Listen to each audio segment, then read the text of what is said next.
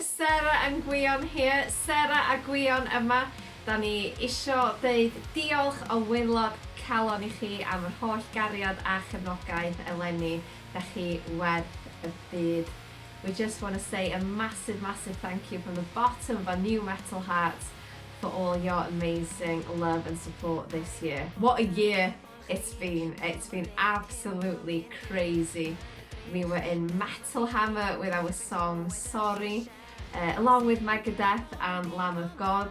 Also Kerrang shortlisted us to play Download, and we can't thank you enough for supporting everything that we do. Da ni di gael gymaint o gefnogaeth anhygoel gennych chi.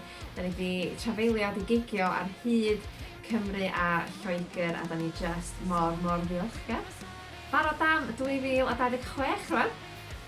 Ready for 2026, and we're going to be opening for one of our favourite bands as December falls. We can't wait. Then we was yn agor I un o hoff bandiau ni as December falls yn mis Awst. More music as well on the way, Mr G? Lots more new music.